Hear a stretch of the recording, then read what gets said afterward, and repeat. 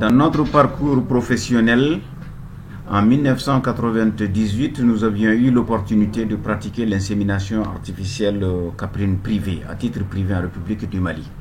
C'était une tentative qui a été offerte par les circonstances tout simplement de l'élevage du Mali. Ce sont les chèvres du Sahel, ces spécimens que vous voyez, donc des petites chèvres qui font entre 25 à 50 kg de poids à l'âge adulte et qui ont été inséminées sur un programme de 13 jours. J0, c'était la pose de l'éponge vaginale. À J9, l'injection de PMG de prostaglandine de façon simultanée. À J11, c'était le retrait. Et l'heure du retrait, voilà, avait par calcul 43 heures, 48 heures après, donc plus ou moins 5 heures, nous avait donné en tout cas l'heure de l'insémination.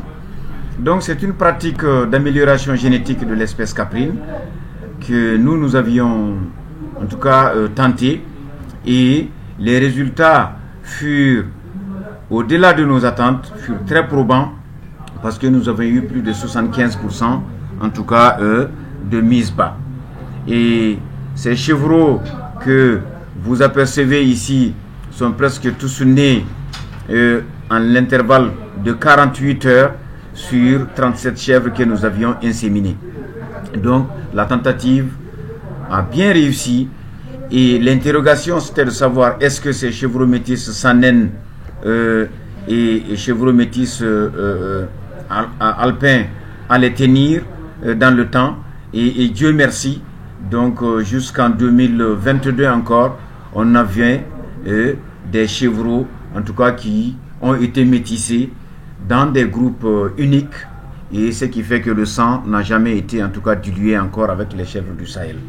Donc ici ce sont ces spécimens de chèvres du Sahel qui ont été inséminés et qui nous ont donné en tout cas de bons métissages. L'expérience que nous tirions de cela, c'est que c'est quelque chose à faire, à instaurer en République du Mali pour en tout cas réussir l'amélioration de cette espèce caprine, parce que la chèvre est élevée un peu partout. Au Mali, on comptabilise plus de 20 millions de chèvres ces derniers temps. Donc, si on réussissait un jour tout simplement à inséminer 2 à 5% des chèvres femelles en âge de procréer, nous sommes certains que les résultats obtenus chez les métis en termes de production de lait, les résultats obtenus en termes de croissance également pour la viande, sont des résultats qui sont vraiment très intéressants. Ici encore, voilà, vous observez sur cette vidéo montée à partir de photos, tout simplement cette expérience que nous voulions faire revivre à nos concitoyens actuellement. Parce qu'il y a l'État malien qui, à travers un projet d'envergure nationale, est en train de faire en tout cas ces inséminations. Nous partagerons aussi ces expériences qui sont également en tout cas réussies et qui augurent un lendemain meilleur pour cette technique d'amélioration génétique de cette espèce caprine.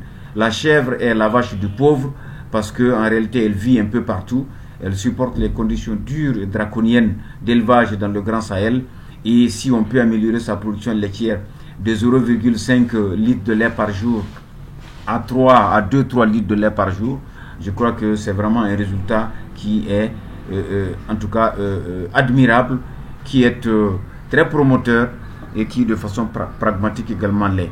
Cette expérience, voilà, je la fais revivre tout simplement pour dire à ceux qui croient en cette activité de continuer à la faire, parce que plus de 25 ans après cette expérience-là, ben ma foi, les chevreaux issus de cette souche-là existent encore en République du Mali, tout autour de Bamako.